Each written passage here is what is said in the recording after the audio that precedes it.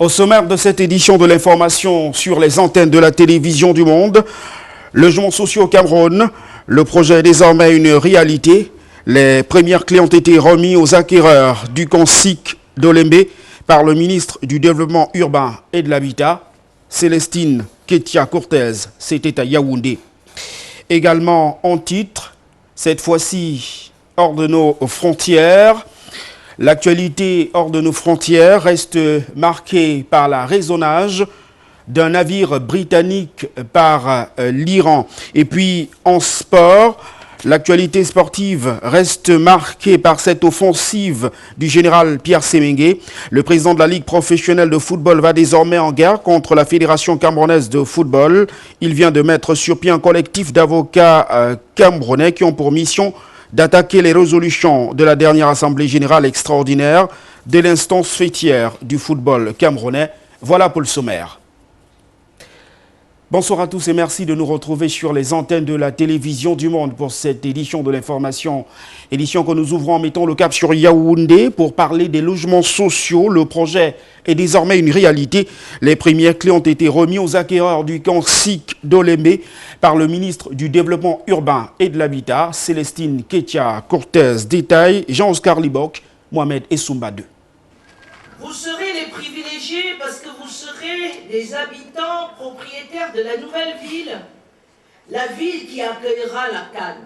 Tout vient à point à qui sait attendre. Il a fallu une bonne dose de patience pour ces acquéreurs des logements sociaux à Olembe depuis 2013. 6 ans se sont écoulés pour voir enfin l'État remettre les premières clés aux acquéreurs de ces logements. La joie se lisait sur leur visage de se voir enfin détenteurs et propriétaires d'un appartement dans ce quartier qui répond aux normes d'une ville futuriste avec des voies d'accès bitumées, des aires de jeu et de détente, ainsi que dans les très prochains jours, ce joyau du complexe sportif d'Olembe qui habitera la Cannes Total 2021. Je viens de rentrer en possession, n'est-ce pas, des clés de mon appartement et imaginez-vous, c'est un sentiment de fierté.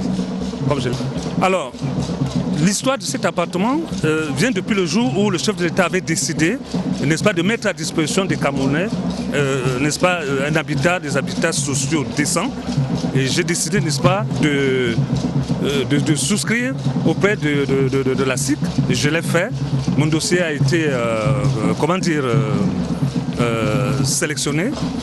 Et par la suite, je me suis libéré du montant qu'il fallait. Et aujourd'hui, c'est chose faite.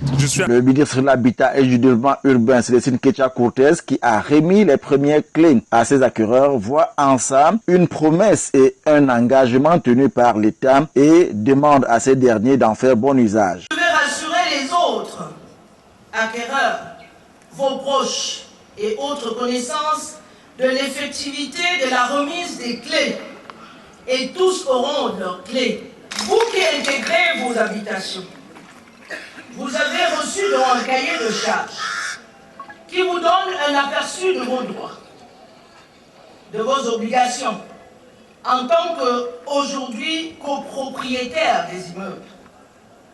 Je vous invite à le respecter dans tous ses détails, car bien qu'étant provisoire, ce document vous renseigne suffisamment sur tous les aspects essentiels de la vie commune à laquelle vous êtes désormais appelés.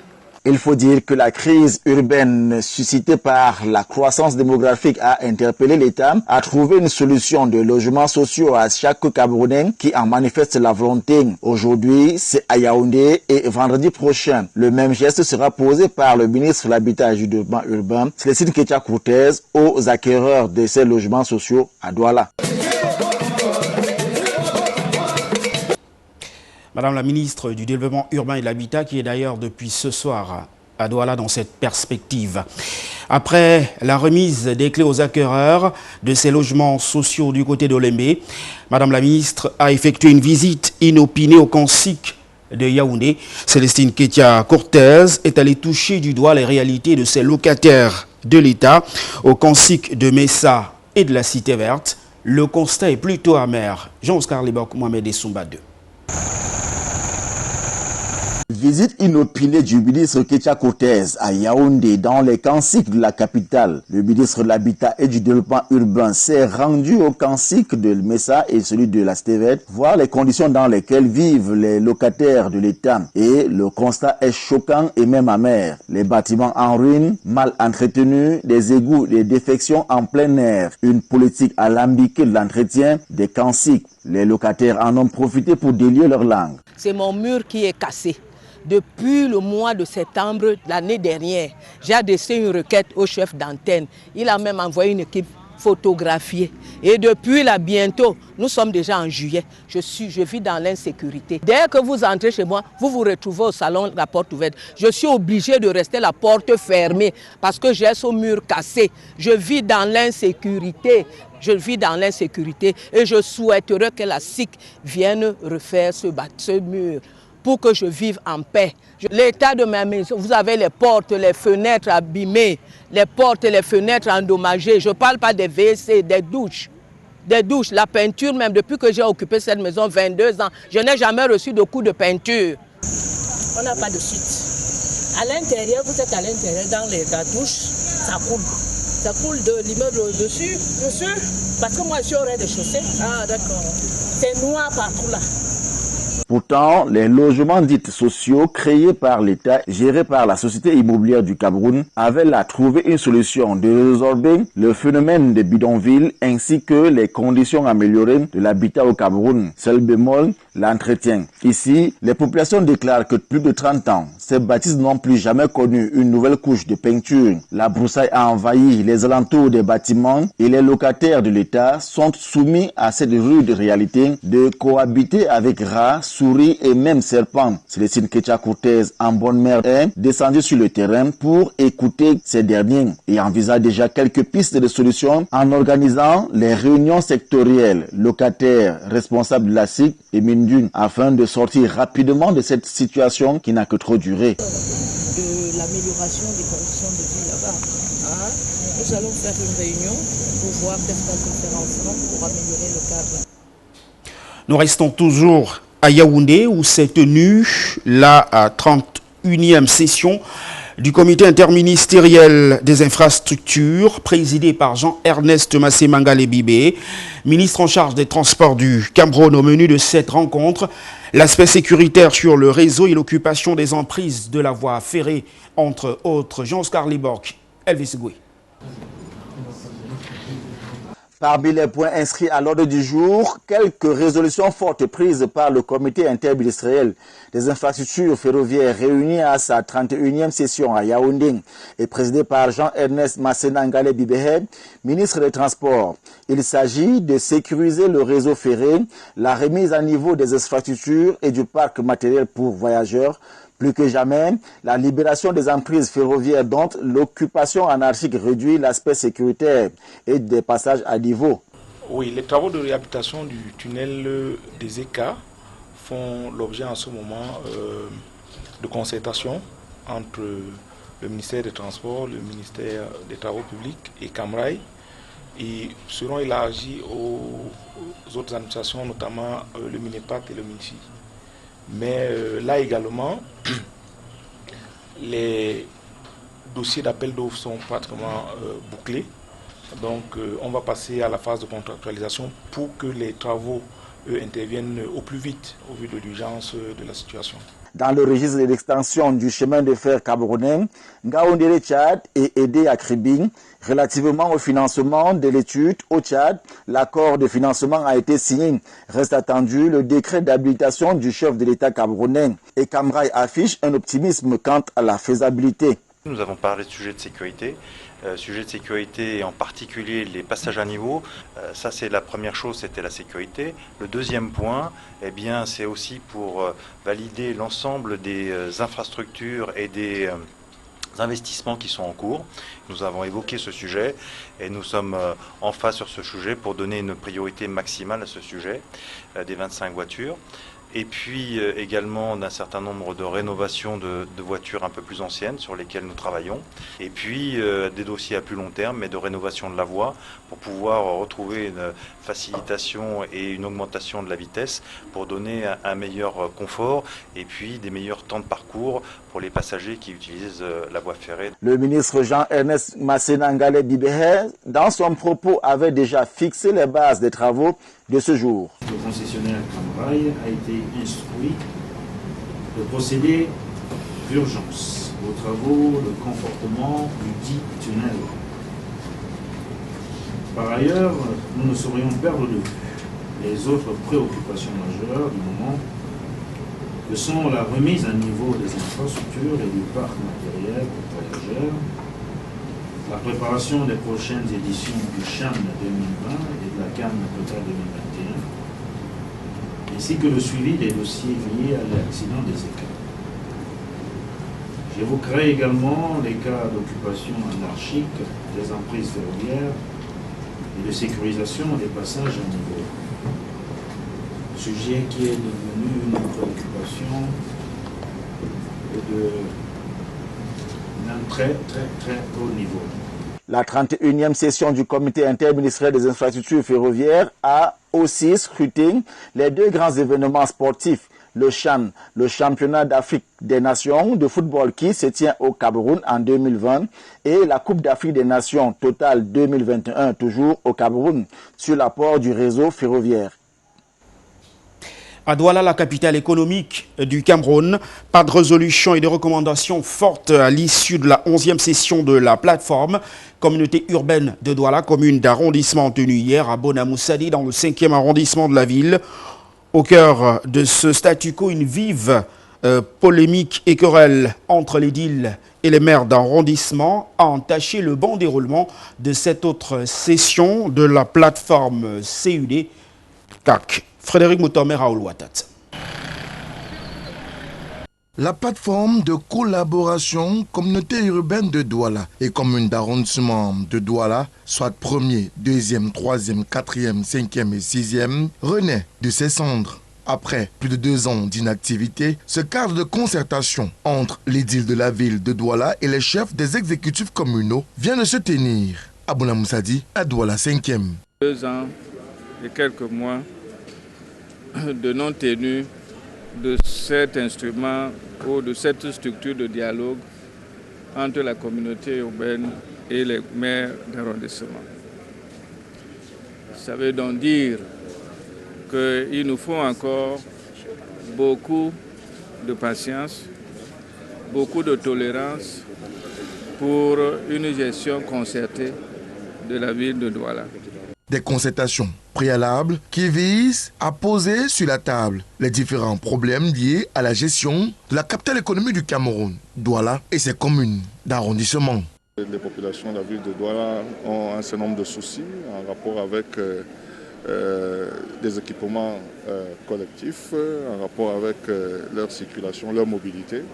Et ce genre d'exercices sont justement l'occasion de pouvoir partager les difficultés dans la conduite de ces missions et également d'en ressortir avec des résolutions pour une action plus cohérente des différents édiles dans le champ de la ville en ce qui concerne la ville de Douala. S'agissant de la gestion de la ville, la collaboration CUD-CAD est loin d'être parfaite. Des chevauchements restent perceptibles sur le terrain, le dernier en date étant la bagarre enregistrée au quartier administratif de Bolandjo entre les agents de la communauté urbaine de Douala et ceux de la mairie de Douala 1er autour de la collecte des droits de parking. Il se fait donc qu'il y a encore certains points d'ombre dans le cadre de cette gestion concertée qui ne sont pas encore éclaircis. On ne se discute rien, les maires et nous, tout appartient aux maires. Le budget de la communauté urbaine, c'est le budget de la ville de Douala, donc des 6 communes d'arrondissement. Mon rôle, c'est de l'exécuter tel qu'eux, ils l'ont voté. Mon rôle, c'est de veiller à l'équité, qu'un arrondissement n'écrase pas l'autre et que tout le monde bénéficie de cela. Il n'y a pas 7 communes dans la ville de Douala. Il y a 6 communes d'arrondissement et une seule communauté. Et la communauté est là, tel que les mécanismes le prouvent, à la solde. Je l'ai dit tantôt, le véritable patron du délégué du gouvernement, c'est le conseil. C'est le conseil et tous les 3 mois, je dois rendre compte devant ce conseil de ce que j'ai pu mettre en œuvre par rapport à ce qu'ils ont décidé. Pour le maire de Douala 5e, Sa Majesté Gustave Ebanda, l'heure n'est plus à la querelle. Elle est davantage consacrée au développement de la cité et au bien-être des populations. Nous devons avoir à l'esprit que ce sont les populations qui ont besoin d'être servies et que nous pouvons taire nos égos pour que nos populations soient satisfaites. Nous sommes sur cette voie. La relance, certes, a eu lieu aujourd'hui à Douala 5e, malgré quelques incompréhensions, mais le cadre dans lequel le préfet nous invite va certainement nous permettre de trouver des solutions pour aller de l'avant. Après Bonamoussadi à Douala 5e, c'est le quartier de Bonabéré à Douala 4e qui devra accueillir la 12e session de la plateforme de collaboration CUD-CAD. Mais en attendant, l'édile de la ville et les 6 exécutifs communaux du Vouri sont appelés à une concertation de sortie de crise autour du préfet du département du Vouri. À votre suite, Frédéric Moutomé, précisons que cette plateforme de collaboration entre la communauté urbaine de Douala et les communes d'arrondissement a vu une forte absence des maires d'arrondissement. Seul le maire du 5e arrondissement de la ville de Douala, qui recevait les assises, était présent à cette rencontre, ce qui démontre à suffisance du malaise qui prévaut entre le délégué du gouvernement et les maires d'arrondissement de la ville de Douala. Jean-Jamais Yedna. Des magistrats municipaux du département du Vouri ont-ils boycotté la plateforme de lutte contre le désordre urbain, dont on est tenté de répondre par l'affirmative au regard de l'absence remarquable des maires des communes d'arrondissement. Ce mercredi 31 juillet 2019, lors des travaux du 11e sommet de la plateforme de collaboration communauté urbaine de Douala et les communes d'arrondissement de la métropole économique, attendu ce mercredi à Bonamoussadi, dans la circonscription administrative de Douala 5e, pour prendre part à la réunion de relance des activités de cette structure de dialogue. Le maire de la commune d'arrondissement de Douala 1er, Jean-Jacques Lengue Malapa, son homologue de Douala 2e, maître Denis Pampou, le premier magistrat de Douala 3e, Théophile Diop Kwabnan, le maire de Douala 4e, Frédéric Koumelangue, et celui de Douala 6e, dans la presqu'île de Manoka, Ernest Dimo, ont répondu tous aux abonnés absents. Seul Sa Majesté Ebanda Gustave, premier magistrat de Douala 5e, par ailleurs, mais hôte de la rencontre, était présent à ces assises.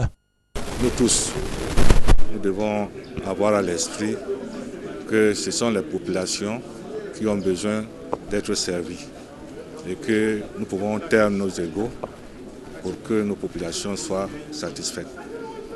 Nous sommes sur cette voie. La relance, certes, a eu lieu aujourd'hui à Douala 5e, malgré quelques incompréhensions, mais le cadre dans lequel le préfet nous invite va certainement nous permettre de trouver des solutions pour aller de l'avant. Un boycott sans précédent de la quasi-totalité des maires et qui ne se sont même pas fait représenter dans ces travaux présidés par la tutelle, le préfet du Vouri, qui démontre le malaise, mieux des incompréhensions et des égos parfois démesurés qui ont la peau dure dans cette plateforme de collaboration. J'aurais souhaité que la plateforme étant une occasion au cours de laquelle nous rendons compte à nos populations que nous servons, que, en fait, on lave le linge sale en famille au sein donc de cette structure. Parce que l'absence n'est toujours pas une position qui permet de cerner les choses. Donc je crois que très rapidement, nous allons sortir de cette impasse pour le bien-être de nos populations. Je ne souhaite donc pas qu'il y ait des polémiques inutiles. On ne se discute rien, les maires et nous, tout appartient aux maires. Le budget de la communauté urbaine, c'est le budget de la ville de Douala, donc des 6 communes d'arrondissement. Mon rôle, c'est de l'exécuter tel qu'eux, ils l'ont voté. Dans la recherche d'une solidarité intercommunale pour une gestion concertée de l'espace public, véritable pomme de discorde entre le délégué du gouvernement auprès de la communauté urbaine de Douala et les communes d'arrondissement. Le préfet a instruit une réunion restreinte pour une éventuelle sortie de crise. Nous allons nous retrouver autour du délégué de gouvernement. Séance de travail au cours de laquelle un certain nombre d'éléments seront discutés et les résolutions finales seront prises pour certainement vous être communiquées en temps opportun. Les principales orientations ont été lues et vont être davantage précisées dans le cadre d'une réunion restreinte, comme l'a annoncé Monsieur le Préfet, que je vais convoquer dans les heures qui suivent, je crois d'ici la fin de la semaine, pour que nous consolidions les résolutions que nous avons prises ensemble. Des résolutions et recommandations que j'ai inventées. Nous avons lu le projet de résolution tel que nous les avons arrêtés à la réunion du 22 juillet qui préparait cette plateforme. S'aimer la graine de discorde dans le champ fertile de la plateforme. Telle est la maxime que devront partager toutes les parties prenantes pour une capitale économique du Cameroun encore plus développée. Rendons-nous à présent dans la région de l'ouest du Cameroun, où la grande famille sanitaire a passé au scanner les activités menées pendant les 6 premiers mois de l'année 2019. C'était à l'occasion de la première réunion de coordination des activités sanitaires de la région de l'ouest du Cameroun. Une réunion démarrée le 30 juillet 2019 dans le district de santé de Sancho et qui s'est achevée ce 1er août 2019. Praxed Toulou. Il était question pour les principaux acteurs du système de santé de la région de l'Ouest, réunis dans la salle des actes de la commune de Sanchou, de faire une évaluation sans complaisance des activités menées durant les 6 premiers mois de l'année en cours, d'échanger, de partager des expériences, de tirer des leçons et de proposer des pistes de solutions aux difficultés rencontrées de manière à améliorer la qualité des soins offerts aux patients.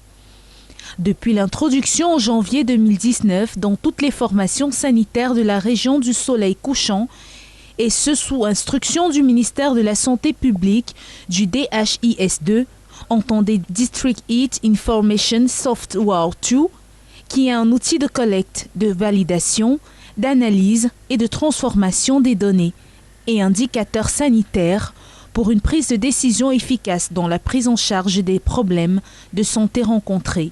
Cet outil n'est pas la chose la mieux partagée, d'où le thème central qui a permis de faire un tour d'horizon sur l'importance du DHIS2. La région de l'Ouest doit suivre les instructions de la haute hiérarchie, qui est celle que toutes les données désormais doivent être renseignées dans ce logiciel qu'on appelle le DHIS2. Et du délégué régional de la santé publique de l'Ouest, d'inviter tous ses collaborateurs à s'approprier cet outil qui présente un taux de complétude actuel de 88,5% grâce à la téléconférence hebdomadaire qui réunit tous les 20 districts de santé de la région de l'Ouest. L'objectif étant d'atteindre les 100%, tant au niveau de la complétude que de la promptitude. Depuis plus d'un mois, j'ai instauré au niveau de la région une téléconférence qui rassemble tous les districts tous les jeudis à partir de midi. Depuis un mois, nous sommes déjà autour de 90% de complétude. Donc ça veut dire que la région s'est améliorée et nous comptons être à 100% d'ici la fin d'année. À date, tous les programmes de santé ont mené leurs activités, malgré quelques difficultés enregistrées ça et là. Pour les 6 prochains mois, il sera question pour la délégation régionale de la santé publique de l'Ouest de poursuivre la surveillance épidémiologique et les campagnes de vaccination, d'améliorer la prise en charge des malades dans les formations sanitaires. Aussi, un accent sera mis dans la lutte contre la vente illicite des médicaments dans la rue, la vente parallèle des médicaments dans les formations sanitaires, le détournement des malades et la pratique illégale de la médecine. Rappelons que les travaux sont placés sous la présidence de François Franklin Etapa, secrétaire général des services du gouverneur de la région de l'Ouest. En écologie à présent, c'est une information qui a traversé la partie septentrionale comme une onde de choc ce jeudi. Sadou Ayatou, ancien Premier ministre de 1971 à 1972 et ancien directeur général de la Banque d'émission de la sous-région Afrique centrale, est décédé ce jeudi de suite de maladie à Genève, en Suisse. Reportage. Garoua, la capitale régionale du Nord-Cameroun, est traversée ce jeudi par une onde de choc dû au décès de l'ancien Premier ministre Sadou Ayatou, natif de la région. On a vraiment appris la nouvelle de la mort de notre grand prince, fils de Garoua. C'est comme si le ciel était tombé sur nos têtes. Ça a été un très grand monsieur. C'est vrai, quand il était encore en fonction, on était encore tout petit. Mais vraiment, c'est une très grande perte pour le Cameroun, pour la région du Nord et pour la ville de Garoua en particulier. La communauté camerounaise est en deuil, car nous avons perdu un père, un bâtisseur de cette république. De par son charisme et de tout ce qu'il sortait de lui. Au sein de la famille royale dont il était issu, la nouvelle du décès du prince Sadou Ayatou est insupportable. Son Excellence Sadou Ayatou est un prince de Garoua et homme d'État. Il a été le Premier ministre au Cameroun. Donc non seulement le deuil nous touche du doigt, comme on l'a dit, il est de la chefferie, mais aussi sa personnalité est au-delà de cela parce qu'il est national. Ce qui fait la force d'homme camerounais, c'est le vivre ensemble. On s'est toujours réunis, en Camerounais, dans le malheur comme dans le bonheur. C'est dire que la mort de Sadou Ayatou touche du nord au sud, de l'est à l'ouest. C'est en effet le 15 février 1942 que Sadou Ayatou voit le jour à Garoua. L'ancien Premier ministre entre 1991 et 1992 et ancien directeur général de la Banque d'émission de la sous-région Afrique centrale entre 1992 et 2008 est décédé ce jeudi à Genève en Suisse. Un homme politique qui laisse derrière lui un héritage incommensurable. En ce qui concerne sa propre personne, en ce qui me concerne aussi en tant qu'individu, il est un monsieur d'un bon caractère, c'est-à-dire c'est un homme de confiance, un homme respectueux, et tout ce que je peux souhaiter en tant qu'individu, puisque la mort on ne l'esquive pas, que son âme soit en paix. Je prie le Dieu Tout-Puissant de recevoir son âme qui se repose en paix.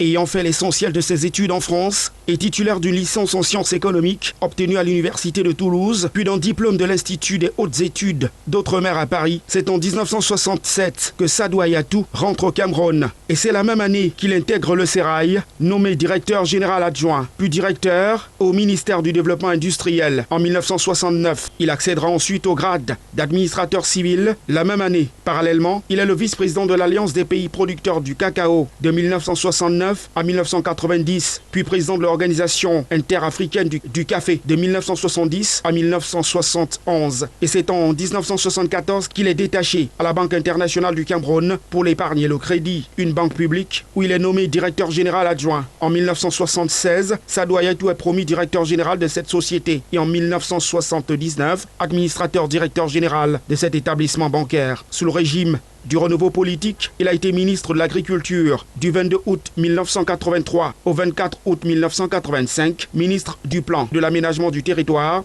du 24 août 1985 au 4 décembre 1987, ministre des Finances du 4 décembre 1987 au 7 septembre 1990, avant d'intégrer la primature, fonction réinstaurée le 25 avril 1991. Après 2 ans de bons et loyaux services, Sadou Ayatou sera remplacé le 9 avril 1992 à cette fonction de Premier ministre par Simon Achidi Achou. C'est donc un haut commis de l'État qui tire sa révérence, laissant une famille royale inconsolable. On en vient maintenant à l'actualité hors de nos frontières. L'Iran refuse toujours de libérer le navire britannique arraisonné dans le golfe Persique depuis plusieurs mois. Les détails de nos confrères d'Euronews. Téhéran diffuse une vidéo de l'opération de vendredi, durant laquelle des gardiens de la Révolution arraisonnent le tanker Stena Impero voguant sous pavillon britannique. L'Iran l'accuse d'avoir heurté un navire de pêche. L'opération a eu lieu quelques heures après la décision de Gibraltar de prolonger de 30 jours la détention du Grey Swan, le pétrolier iranien bloqué depuis le 4 juillet et accusé d'avoir voulu livrer du brut à la Syrie. Dans un tweet, le ministre britannique des Affaires étrangères s'inquiète que l'Iran puisse choisir la voie dangereuse d'un comportement illégal pour répondre à la détention légale par Gibraltar de pétrole destiné à la Syrie.